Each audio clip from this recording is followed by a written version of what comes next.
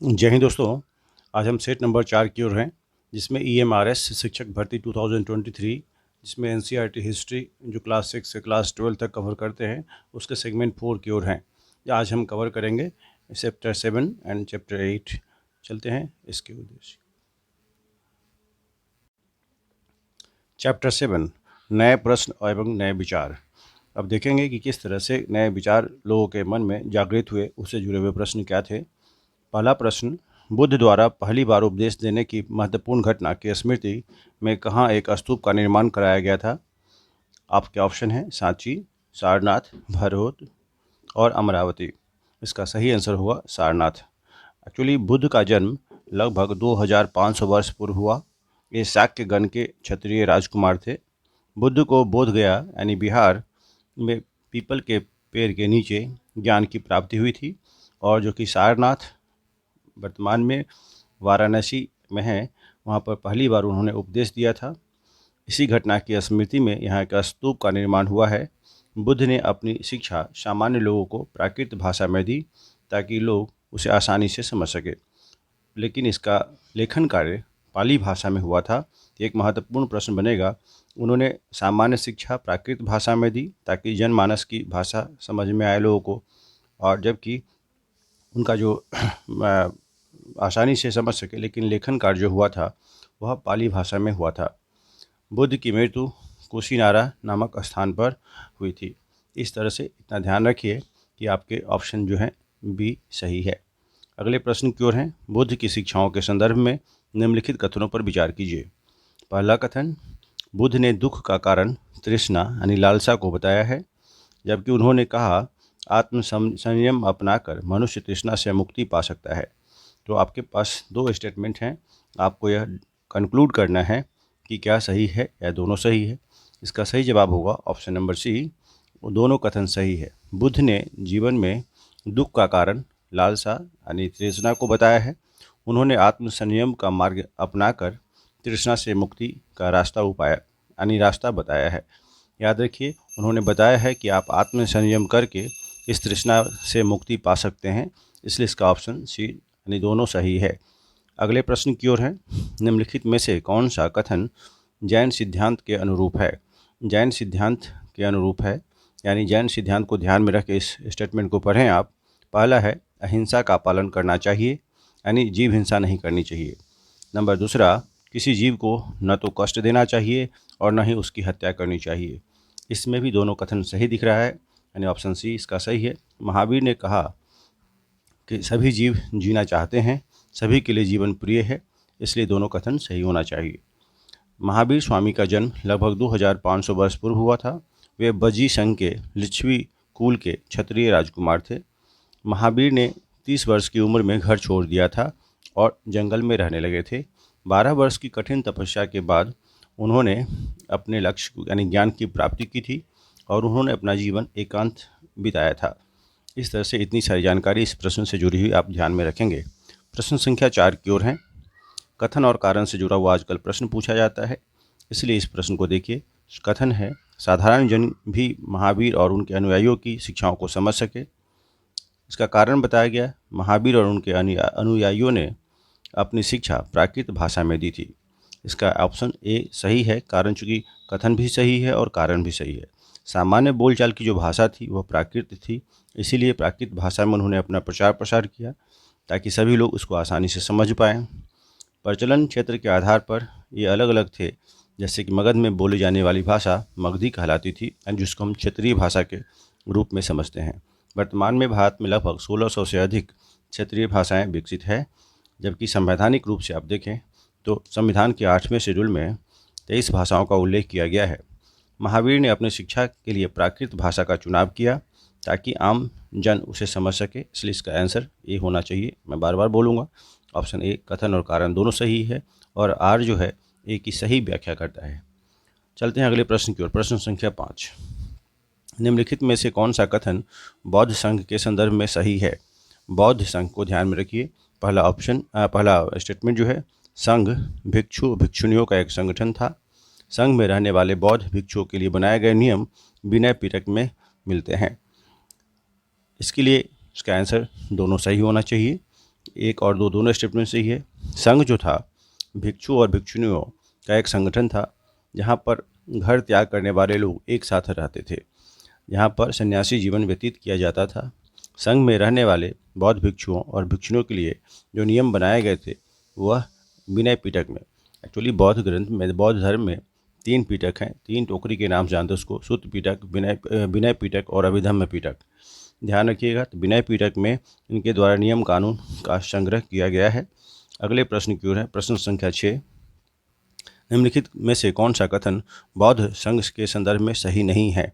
इस तरह के प्रश्न अधिकतर फंसा देते हैं। प्रश्न है कि कौन सा कथन बौद्ध संघ के संदर्भ में सही नहीं है।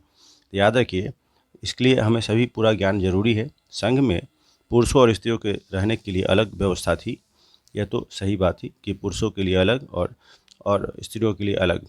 आपको बताऊं कि इसमें सबसे पहले याद रखना है, जो संघ में पुरुष की जाने की व्यवस्था थी, बाद में जो आनंद उनके प्रिय शिष्य थे उनके कहने पर महिलाओं की भी अनुमति हुई।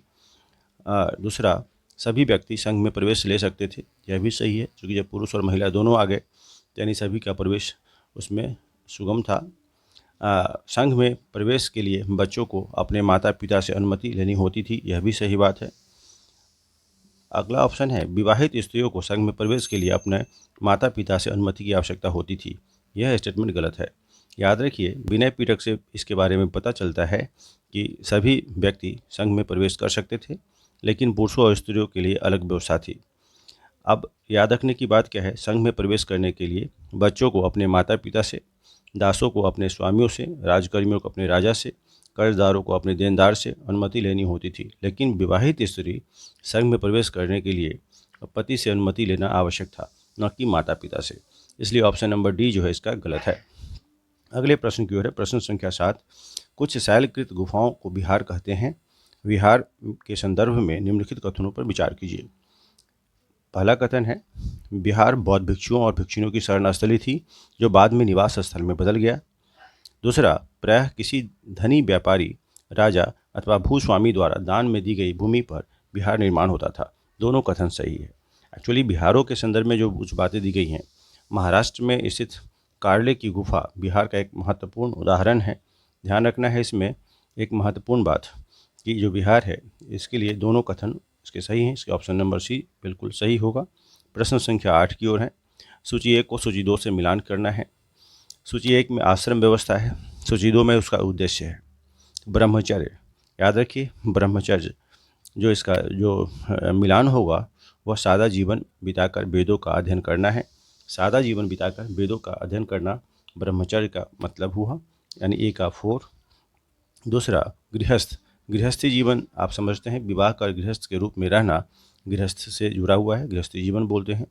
तीसरा है वानप्रस्थ। वानप्रस्थ का मतलब हुआ कि जो जंगल में रहकर साधना करना, जंगल में रहकर साधना करना वानप्रस्थ कहलाता है। और संन्यास, सब कुछ त्याग कर सन्यासी बन जाना, ये आपके सही मिलान है। इस तरह से इसका ऑप्शन बी सही होगा। अगला है प्रश्न संख्या 9, कथन और कारण से जुड़ा हुआ। आश्रम व्यवस्था में प्रायः स्त्रियों को वेद पढ़ने की अनुमति नहीं थी। अगला कारण जो दे रखा है, उन्हें अपने पतियों द्वारा पालन किए जाने वाले आश्रमों के नियमों का ही अनुसरण करना होता था। इसका जो ऑप्शन बी है वो सही होगा। यह दोनों स्टेटमेंट अपने आप में सही हैं, परंतु जो आर है वह एक ही सही व्याख्या नहीं करता है।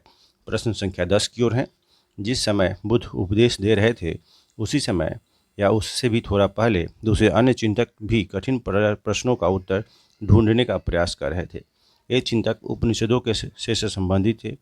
इन उपनिषदों के संदर्भ में कुछ कथन दिए गए हैं, उन पर विचार करना है। पहला कथन है, उपनिषद उत्तर वैदिक ग्रंथों का हिस्सा थे। दूसरा, उपनिषद का शाब्दिक अर्थ है गुरु के समीप बैठना। ध्यान रखिए, दोनों कथन एक बार फिर से पढ़ता हूँ। उपनिषद उत्तर वैदिक ग्रंथों का हिस्सा थे। दूसरा, उपनिषद का शाब्दिक अर्थ है गुरु के समीप बैठना। तीसरा कथन है, इन ग्रंथों में अध्यापकों और विद्यार्थियों के बीच बातचीत का संकलन किया गया है। इसका सही जवाब तीनों कथन सही लगता है। ऑप्शन नंबर 1, 2 और 3, ऑप्शन नंबर डी सही है इसका। ध्यान देना है कि जो उपनिषद में जो वैदिक ग्रंथों का हिस्सा है उसका शाब्दिक अर्थ होता है गुरु के समीप बैठना। इस ग्रंथ में अध्यापकों और विद्यार्थियों के बीच बातचीत का संकलन किया गया है। प्रायः यह विचार सामान्य वार्तालाप के रूप में प्रस्तुत किए गए हैं। सामान्य वार्तालाप जिसका कोई औचित्य होता है उसको बोलते हैं। इन चिंतकों में अधिकांश का यह मानना था भी कि इस विश्व में कुछ ऐसा तो है जो कि अस्थायी है और मृत्यु के बाद भी बचा रहता है। उन्होंने इसका वर्णन आत्मा और ब्रह्म अर्थात सार्वभौम आत्मा के रूप में किया है। वे मानते थे कि आत्मा अंततः एक ब्रह्म का ही रूप है।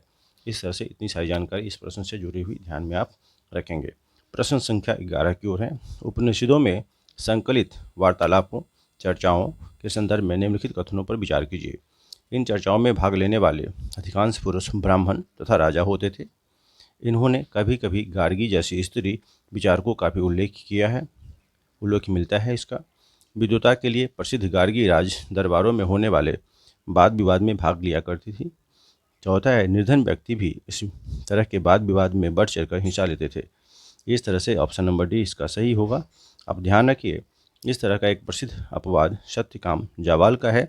जो सत्यकाम जावाल का नाम उसकी दासी माँ के नाम पर पड़ा था। सत्यकाम के मन में सत्य जानने की प्रबल इच्छा थी और यह उसकी जिज्ञासा उत्पन्न हुई। गौतम नामक एक ब्राह्मण ने उन्हें अपने विद्यार्थी के रूप में स्वीकार किया था। बाद में वे अपने समय में सर्वाधिक प्रसिद्ध विचारकों में से एक बन गए थे। उपनिषदों में कई विचार ऐसे बाद में निकल के आए जिनके बाद एक नाम आता है विचारक शंकराचार्य के रूप में, जिनका भी एक बहुत ही ऐतिहासिक महत्व है। अगले प्रश्न की ओर है। प्रश्न संख्या 12, निम्नलिखित कथनों में से कौन सा कथन सही नहीं है? आप फिर इन कथनों पर विचार करना है आपको। पहला, जैन धर्म का समर्थन मुख्यतः व्यापारियों द्वारा किया गया। जैन धर्म का समर्थन मुख्यतः व्यापारियों द्वारा किया गया, यह कथन सही है। दूसरा, किसानों के लिए जैन धर्म के नियमों का पालन अत्यधिक कठिन था क्योंकि फसल की रक्षा के लिए उन्हें कीड़े मकोड़ों को मारना पड़ता था, यह भी कथन सही है। बाद की सदियों में उत्तर भारत के साथ साथ जैन धर्म का विस्तार गुजरात, तमिलनाडु और कर्नाटक में हुआ था। आपको बताऊं, जैन धर्म का प्रचार भारत में ही है और भारत के कुछ सीमित क्षेत्रों में ही है, जैसा कि गुजरात, तमिलनाडु और कर्नाटक। वर्तमान में उपलब्ध जैन धर्म की शिक्षाएं उत्तर प्रदेश के कुशीनगर नामक स्थान पर लिखी गई थी। यह गलत स्टेटमेंट है। ऑप्शन नंबर डी इसका सही जवाब होगा, चूँकि गलत पूछा गया है। अगले प्रश्न की ओर है। प्रश्न संख्या 13, जैन नाम से जाने गए महावीर के अनुयायियों के संदर्भ में निम्नलिखित कथनों पर विचार कीजिए। पहला कथन, उन्हें भोजन के लिए भिक्षा मांगकर सादा जीवन बिताना होता था। उन्हें पूरी तरह ईमानदारी से रहने तथा चोरी न करने की सख्त हिदायत थी। उन्हें ब्रह्मचर्य का पालन करना होता था। पुरुषों को वस्त्रों सहित सब कुछ त्याग देना पड़ता था। इसका सही आंसर ऑप्शन नंबर डी होगा, चूँकि जैन में इन बातों का विशेष रूप से उल्लेख किया गया है। उन्हें भोजन के लिए भिक्षा मांगकर सादा जीवन व्यतीत करना होता था। दूसरा, पूरी ईमानदारी से रहने और चोरी न करने की सख्त हिदायत थी। अगला, ब्रह्मचर्य का पालन करना और पुरुषों को वस्त्र सहित सब कुछ त्याग देना पड़ता था। ये तीनों कथन सही है। ध्यान दीजिए, ऐसे कड़े नियम थे जिनका पालन करना कठिन होता था, फिर भी हजारों व्यक्तियों ने इस तरह की जीवन शैली को अपनाया और उसे कुछ सीखने के लिए घर को छोड़ दिया था। इतनी सारी जानकारी इस प्रश्न से जुड़ी हुई ध्यान में रखेंगे। प्रश्न संख्या 14 की ओर है। बुद्ध और जैन के युग में ही कुछ अन्य विद्वान भी खोज कर रहे थे। उन्हीं प्रसिद्ध विद्वानों में से एक विद्वान पाणिनि ने एक महत्वपूर्ण रचना की जो कि संस्कृत भाषा में है। यह क्या थी? इसका सही जवाब होगा व्याकरण।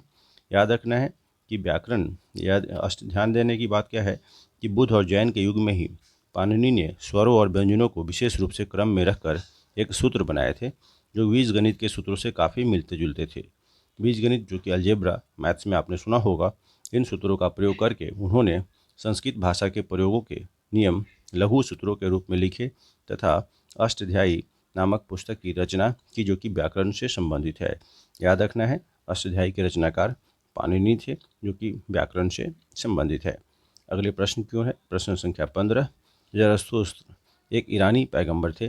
उनकी शिक्षाओं के संदर्भ में निम्नलिखित कथनों में से कौन सही है? ज़रथुस्त्र की शिक्षाओं का संकलन जिंद अवस्था नामक ग्रंथ में मिलता है। ज़रथुस्त्र की मूल शिक्षा का सूत्र है सद्विचार, सद्वचन और सद्कार्य। यानी इसका आंसर दोनों कथन सही होगा, ऑप्शन नंबर सी होना चाहिए। अगला उसका ऑप्शन होगा सी। ज़रथुस्त्र जो थे वो एक ईरानी पैगंबर थे। उनकी शिक्षाओं का संकलन जैन अवस्था नामक ग्रंथ में मिलता है। एक्चुअली जैन अवस्था की जो भाषा में वर्णित रीति रिवाज हैं, वेदों की भाषा है और रीति रिवाजों, इन सभी का विशेष मिलान है। इसमें शिक्षा का सूत्र जो है बताया गया, सद्विचार, सद्वचन और सद्कार्य, अर्थात हे ईश्वर, बल, सत्य, प्रधानता एवं सद्विचार प्रदान कीजिए, जिनके जरिए हम शांति बना सके। 1000 से अधिक वर्ष तक जरथुस्त्रवाद ईरान का एक प्रमुख धर्म रहा। बाद में कुछ ईरान से आकर गुजरात और महाराष्ट्र के तटीय इलाकों में बस गए। वे लोग ही आज के पारसियों के पूर्वज के रूप में माने जाते हैं। अगले प्रश्न की ओर हैं। प्रश्न संख्या 16, जातक कथाओं का संकलन निम्नलिखित में से किसके द्वारा किया गया था? इसका सही जवाब होगा बौद्ध अनुयायियों के द्वारा। जातक का संकलन बौद्ध अनुयायियों के द्वारा किया गया था, बौद्ध भिक्षुओं के द्वारा किया गया था। तो इतनी प्रश्न जो है चैप्टर नंबर 7 से थे। अब बारी आती है चैप्टर 8 की। चैप्टर 8 जो कि बहुत ही महत्वपूर्ण सम्राट अशोक से जुड़ा हुआ है। सम्राट अशोक एक अनोखा सम्राट जिन्होंने युद्ध का त्याग कर दिया था। मौर्य साम्राज्य की स्थापना लगभग 2300 साल पहले हुई थी। इसका संस्थापक निम्नलिखित में से कौन था? इसका सही जवाब होगा चंद्रगुप्त मौर्य। चूँकि मौर्य साम्राज्य की स्थापना चंद्रगुप्त मौर्य के द्वारा की गई थी, इसलिए इनको संस्थापक माना जाता है। कौटिल्य ने साम्राज्य स्थापना में चंद्रगुप्त की सहायता की थी। तो ध्यान रखिएगा, चंद्रगुप्त मौर्य ने मौर्य साम्राज्य की स्थापना की थी, जिसमें सहायता कौटिल्य के द्वारा मिली थी। अगले प्रश्न की ओर है। प्रश्न संख्या 2, कौटिल्य द्वारा लिखित प्रसिद्ध पुस्तक का नाम निम्नलिखित में से क्या है? आपके ऑप्शन है अष्टाध्यायी, अर्थशास्त्र, मालविकाग्निमित्रम और अभिज्ञान शकुंतलम। इसका सही जवाब होगा इसका ऑप्शन नंबर बी, कौटिल्य ने अर्थशास्त्र तथा पाणिनि ने अष्टाध्यायी की रचना की थी। मालविकाग्निमित्रम और अभिज्ञान शकुंतलम ये दोनों रचना कालिदास की है। तो प्रश्न में पूछा गया था कौटिल्य द्वारा लिखित प्रसिद्ध पुस्तक का नाम क्या है? इसका आंसर होगा अर्थशास्त्र। प्रश्न संख्या 3 की ओर है। मौर्य वंश में 3 महत्वपूर्ण राजा हुए। इन राजाओं का सही वंशानुक्रम निम्नलिखित में से कौन सा है? अब ध्यान रखना है कि मौर्य वंश के जो 3 महत्वपूर्ण राजा हुए उनका सही क्रम क्या है। इसका जो सही क्रम है ऑप्शन नंबर डी होगा। डी यानी पहले चंद्रगुप्त, उसके बाद बिंदुसार, उसके बाद अशोक। ध्यान रखिएगा, पहले मौर्य साम्राज्य के जो 3 महत्वपूर्ण राजाएं हैं उनका जो क्रम था, पहले चंद्रगुप्त, फिर बाद में नंबर आता है बिंदुसार का और उसके बाद आता है अशोक का। अशोक जो थे बिंदुसार का पुत्र था तथा बिंदुसार चंद्रगुप्त का पुत्र था। इस तरह से इनका सही क्रम चंद्रगुप्त, फिर बिंदुसार, फिर उसके बाद अशोक। प्रश्न संख्या 4 की ओर है। मौर्य साम्राज्य की राजधानी निम्नलिखित में से कौन सी थी? मौर्य साम्राज्य की राजधानी पाटलिपुत्र थी। याद रखना है, उज्जैन, तक्षशिला और पाटलिपुत्र मौर्य साम्राज्य के महत्वपूर्ण नगर थे, जबकि राजधानी पाटलिपुत्र थी। तक्षशिला उत्तर पश्चिम और मध्य एशिया के लिए आने जाने का मार्ग था, जबकि उज्जैन उत्तरी भारत से दक्षिणी भारत जाने का रास्ता में पड़ता था। यानी उज्जैन जो था उत्तरी भारत से दक्षिणी भारत में जाने के रास्ते में पड़ता था। अगला प्रश्न, प्रश्न संख्या 5 की ओर है। निम्नलिखित में से किन स्थानों पर अशोक के शिलालेख प्राप्त हुए हैं? गांधार, ब्रह्मगिरी, जौगर, गिरनार, लुम्बिनी। इसका सही जवाब होगा ऑप्शन नंबर डी, यानी सही जवाब ये सभी हैं। गांधार में भी अशोक के शिलालेख हैं, ब्रह्मगिरी में भी हैं, जौगर में भी, गिरनार में भी और लुम्बिनी में भी। यानी अशोक के शिलालेख गांधार, लंपक, मनसेरा, सहवाजगढ़ी, कलसी, टोपरा, मेरठ, बहापुर जो कि दिल्ली में, लुम्बिनी, रामपुरवा, लौरिया अरेरास, गुज्जर, सारनाथ, कौशाम्बी, रूपनाथ, सांची, पनगुरिया, गिरनार, जौगर जो कि कलिंग जिसके बाद अशोक ने युद्ध करना छोड़ दिया था, सोपारा, सन्नति, मस्की, एरागुडी और ब्रह्मगिरी। इन सभी स्थानों पर अशोक के शिलालेख प्राप्त हैं। ध्यान रखना है कि अशोक ने बहुत जगह शिलालेख बनवाए थे। इसका मकसद एक ही था, उनके द्वारा जो किए गए कार्य थे उनका प्रचार प्रसार करना, लोगों में जागरूकता फैलाना। अगला प्रश्न 6 की ओर है। कर और नजराना के संदर्भ में निम्नलिखित कथनों पर विचार कीजिए। कर जो है अनियमित ढंग से एकत्र किए जाते थे, जबकि नजराना राज्य द्वारा नियमित रूप से लिया जाता था। इसका आंसर न तो 1 है न तो 2। कर जो है नियमित ढंग से इकट्ठा किए जाते थे, वही नजराना अनियमित रूप से जब भी संभव हो इकट्ठा किया जाता था। दोनों कथन गलत है। ऐसे नजराने अलग अलग चीज़ों के रूप में थे। प्रायः लोग लोगों से ऐसे लिए जाते थे जो स्वेच्छा से इसे देते थे, यानी स्वेच्छा से जो गिफ्ट स्वरूप होता है वही हुआ था नजराना। तो इस तरह से इसका ऑप्शन जो है डी जो कि सही होगा। अगले प्रश्न की ओर है। प्रश्न संख्या 7, मौर्य प्रशासन के संदर्भ में निम्नलिखित कथनों पर विचार कीजिए। राजकुमारों को अक्सर प्रांतों में राज्यपाल यानी गवर्नर के रूप में भेजा जाता था। दूसरा, जहाँ पर सम्राटों का सीधा शासन था वहाँ राजा नियुक्त किया जाता था और अधिकारी राजा नियुक्त अधिकारी कर वसूला करते थे। वही उनका मकसद था कि कर वसूलने के लिए इस तरह से राजा की नियुक्ति की जाए। तो ये मौर्य प्रशासन से जुड़ी हुई, इसका दोनों कथन सही है। याद रखना है कि जो दोनों कथन है वह कुछ हद तक आप देखें छोटे छोटे क्षेत्रों और प्रांतों में पाटलिपुत्र से नियंत्रण रखा जाता था, जबकि राजकुमार वहाँ के राज्यपाल के रूप में भेजे जाते थे। पाटलिपुत्र और उसके आसपास के इलाकों पर सम्राट का सीधा नियंत्रण था। वहाँ कर वसूली के लिए राजा द्वारा अधिकारी नियुक्त किए जाते थे जो राजा के आदेशों का उल्लंघन किया करते थे। उन अधिकारियों को उन्हें सजा भी दी जाती थी।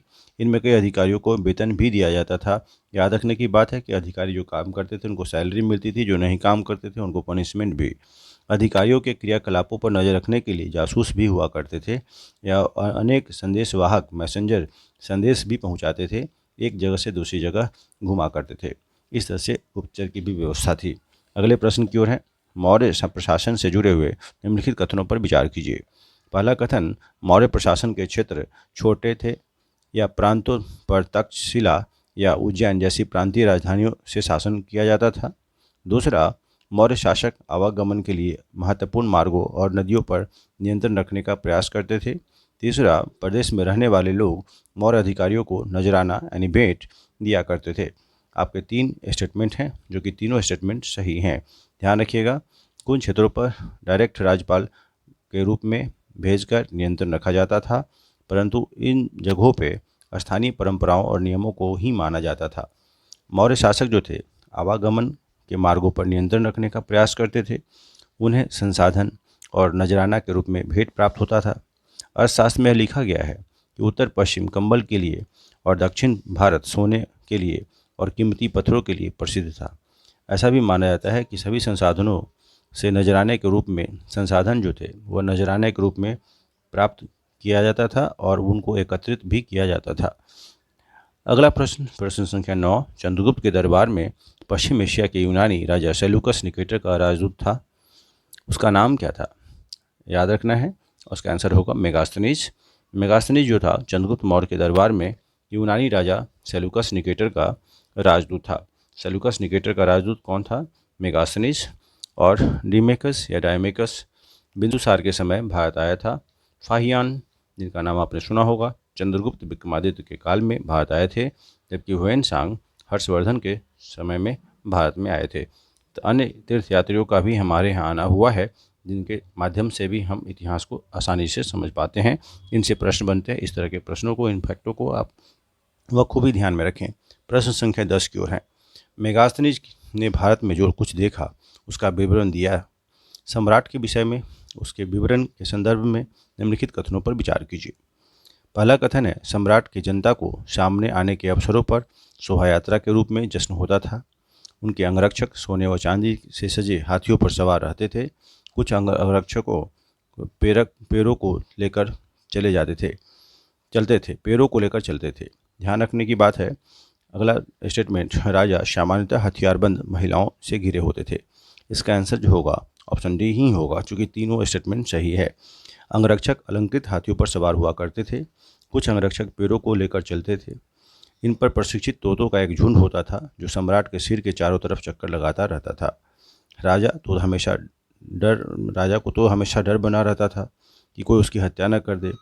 आज भी देखते हैं कि आप जो प्रधानमंत्री की उनकी सुरक्षा में Z+ सिक्योरिटी होती है, ठीक उसी तरह उस समय भी थी। इसलिए राजा हथियारबंद महिलाओं से घिरा रहता था। उनके खाना खाने से पहले खासकर नौकर उस खाना को चखते थे। वे लगातार 2 रात तक एक ही कमरे में नहीं सोते थे। अगला प्रश्न, प्रश्न संख्या 11 की ओर है। मौर्य साम्राज्य के संदर्भ में निम्नलिखित कथनों पर विचार कीजिए। उज्जैन उत्तर पश्चिम की तरफ आवागमन के मार्ग में था। आधुनिक पाकिस्तान और अफगानिस्तान के मार्ग के इलाके मौर्य साम्राज्य के अंदर थे। मौर्य साम्राज्य के संस्थापक चंद्रगुप्त मौर्य के विचार अर्थशास्त्र में लिखे गए हैं। इसका आंसर केवल 2 सही होगा। चूँकि अर्थशास्त्र में बात बताई गई है, यानी उज्जैन जो था उत्तर भारत से दक्षिण भारत के जाने वाले मार्ग में पड़ता था, इसलिए पहला स्टेटमेंट गलत हो जाएगा। और तक्षशिला उत्तर पश्चिम और मध्य एशिया के लिए आने जाने का मार्ग था। अर्थशास्त्र में चंद्रगुप्त के नहीं बल्कि कौटिल्य के विचार हैं, इसलिए कथन 3 गलत होगा। और अर्थशास्त्र रचयिता कौटिल्य थे। कौटिल्य का ही अन्य नाम चाणक्य था। उसे विष्णुगुप्त के नाम से भी जानते हैं। यहाँ एक महत्वपूर्ण बात और भी हुआ, मौर्य साम्राज्य की स्थापना में चंद्रगुप्त मौर्य की मदद की थी कौटिल्य ने, और कौटिल्य के द्वारा अर्थशास्त्र की रचना की गई है, और जिसको हम चाणक्य के नाम से भी जानते हैं, और इनका अन्य नाम विष्णुगुप्त भी था। अशोक के अगला प्रश्न, अशोक के संबंध में निम्नलिखित कथनों पर विचार कीजिए। अगला प्रश्न है, अगला स्टेटमेंट देखिए क्या है कि अशोक ऐसा पहला शासक था जिसने अभिलेखों द्वारा जनता तक अपने संदेश पहुंचाने की कोशिश की। दूसरा, अशोक के ज़्यादातर अभिलेख खरोष्ठी लिपि में हैं। तीसरा, अशोक ने अपने एक अभिलेख में कलिंग युद्ध का वर्णन किया है। इस तरह से इसका ऑप्शन सी होगा, जिसमें 1 और 3 कथन सही हैं। ध्यान रखने की बात है, अशोक के द्वारा जितने भी अभिलेख लिखे गए वह प्राकृत और ब्राह्मी लिपि में है, न कि खरोष्ठी लिपि में। याद रखने की बात है कि उनके जो अभिलेख थे वह प्राकृत और ब्राह्मी लिपि में है, न कि खरोष्ठी लिपि में। खरोष्ठी लिपि जो दाईं ओर से बाईं ओर पढ़ी जाती है। कलिंग तटवर्ती उड़ीसा का प्राचीन नाम था। ध्यान रखना है, तटवर्ती उड़ीसा जो कोस्टल इलाका है उड़ीसा, उसका नाम था, प्राचीन नाम कलिंग ही था। अशोक ने अपने एक अभिलेख में कलिंग युद्ध का वर्णन किया है। उसने कहा है कि राजा बनने के 8 साल बाद मैंने कलिंग विजय की। लगभग 1.5 लाख लोग बंदी बना लिए गए और 1 लाख से भी ज़्यादा लोग मारे गए। इससे मुझे अपार दुख हुआ था। ध्यान रखने की बात क्या है, 1.5 लाख लोग कैद कर दिए गए और 1 लाख से अधिक लोग मारे गए। इससे मुझे अपार दुख हुआ। इसके बाद से उन्होंने युद्ध करना छोड़ दिया था। तो कलिंग युद्ध के बाद उनका हृदय परिवर्तन हुआ, ऐसा भी कहा जाता है। प्रश्न संख्या 13 की ओर है। कलिंग युद्ध में जन हानि से दुखी होकर अशोक ने धम्म का पालन करने एवं दूसरों की इसकी शिक्षा के देने का निश्चय किया था। धम्म के संदर्भ में उसके विचार निम्नलिखित हैं। अशोक का मानना था कि धम्म के माध्यम से लोगों का दिल जीतना बलपूर्वक विजय पाने से ज़्यादा अच्छा है। वह चाहता था कि उसके बाद उसके बेटे और पोते भी युद्ध न करें, इसके बदले वे धम्म की अभिवृद्धि में योगदान करें। अशोक के उक्त जो उपयुक्त कथन हैं उस पर आप विचार करें। इसका दोनों कथन सही है। एक्चुअली कलिंग युद्ध के बाद यानी कलिंग अभिलेख में धम्म के विषय में अशोक ने कहा है कि मैं मानता हूँ कि धम्म के माध्यम से लोगों का दिल जीतना बलपूर्वक विषय पाने से ज़्यादा अच्छा है। मैं अभिलेख भविष्य के लिए एक संदेश के रूप में इसलिए उत्कीर्ण कर रहा हूँ ताकि मेरे बाद मेरे बेटे और पोते भी युद्ध न करें। इसके बदले उन्हें यह सोचना चाहिए कि धर्म को कैसे बढ़ाया जाए। धर्म संस्कृत में शब्द है जिसका अर्थ होता है धर्म। याद रखना है, धर्म का धारण किया उन्होंने, इसलिए यह अभिलेख विशेष महत्वपूर्ण है। प्रश्न संख्या 14 की ओर है।